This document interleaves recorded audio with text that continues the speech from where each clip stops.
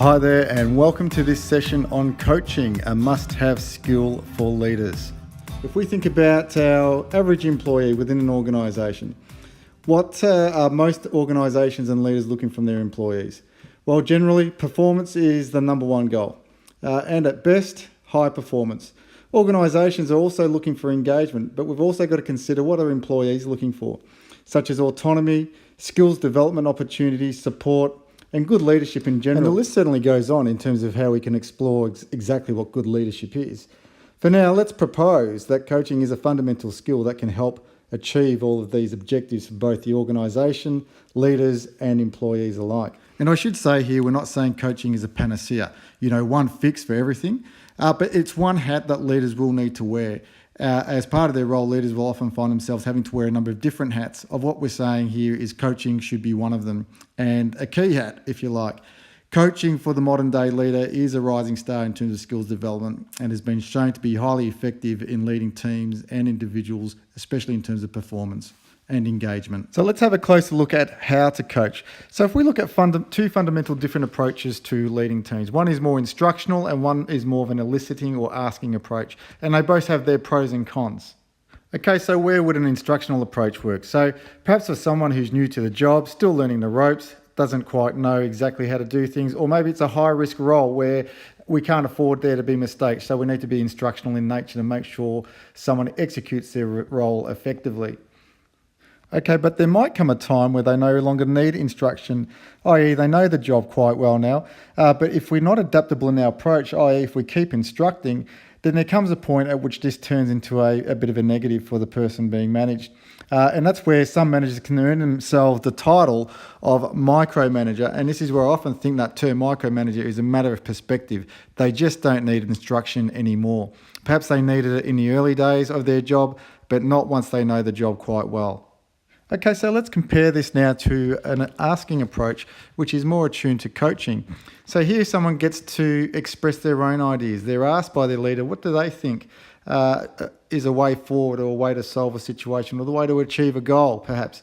They also get to bring their own values and beliefs into play by being asked their opinions, and perhaps even align a sense of purpose to what they do because they're being asked about it.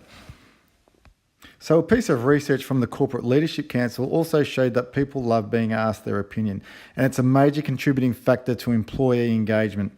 With coaching, that's exactly what we're doing. At the same time, we're also putting full ownership and control of someone's role into their hands so that they can now have an element of self-direction and also decide how they want to continue, grow and develop and master the skill set required in that role, ultimately resulting hopefully in high performance. So food for thought, can we apply an asking approach to someone who's new in a job? My thought is absolutely yes, with a couple of provisos though, of course. We can certainly ask about their current knowledge base, to ascertain, okay, what is the best development path for them from here? We can still engage them with some ideas and some thinking about how to proceed so that they do take an element of ownership. Of course, we do need to consider the context here. If we had an employee learning brain surgery, for example, we might not necessarily adopt that approach. We might go more instructional. You wouldn't necessarily say, hey, how do you think you should make that incision and perform some brain surgery there? Give it a go. We do need to be aware of the context within which we apply that, but we can certainly apply it to someone who's new in their role as well. Okay, so what's in our coaching toolbox? Well, the first thing you're going to need is questions, a bucket load of questions, not scripted, but at least a few in the toolbox ready to go, top of mind if you like. Also, coaching mainly consists of open questions. So if you're familiar with the terms open and closed questions, it generally consists mainly of open questions. If you want to apply the 80-20 rule there, 80% of the questions that we ask should be open. Okay, the next thing is listening. We're going to need good listening. That means free of distractions, free of mobile phones, in a good environment where we can listen and really focus on the other person. The next thing we're going to need is empathy. So the ability to really put ourselves in the other person's shoes and really understand from where they're coming from. Because it might be different to what we expect. Their point of view, their reality, their perspective on life could be totally different to how we see things. So to really put ourselves in their shoes and accept what they're saying.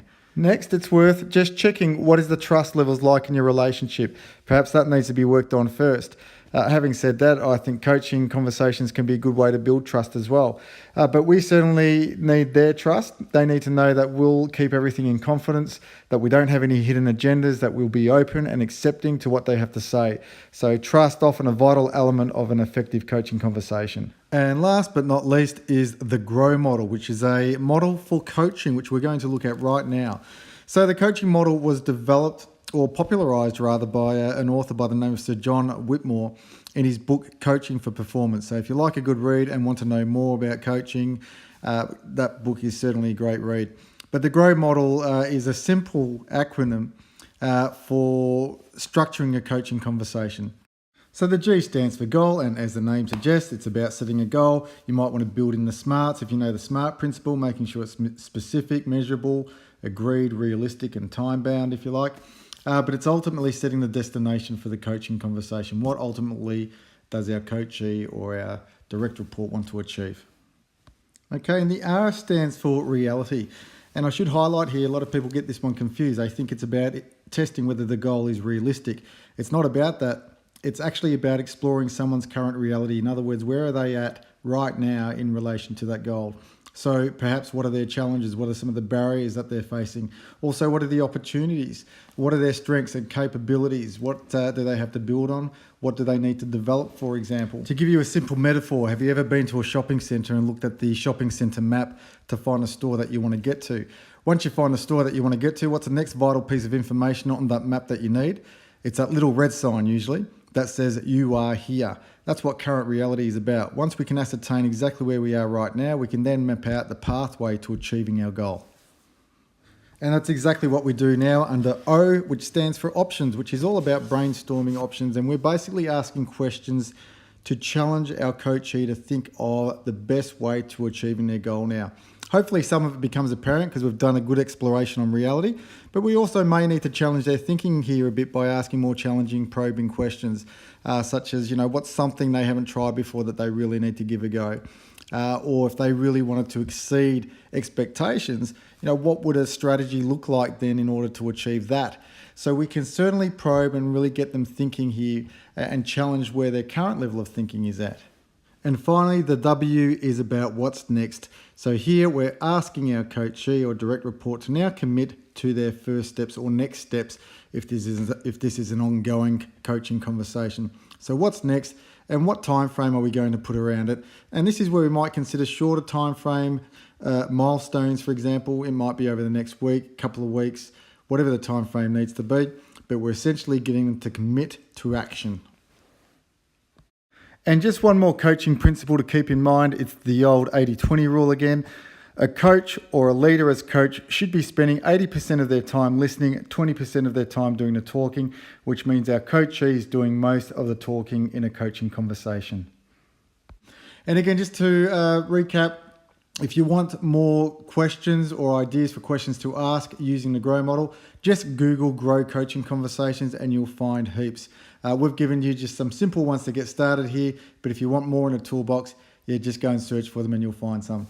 So I hope you enjoyed this, got some value out of it. Happy coaching and good luck with it.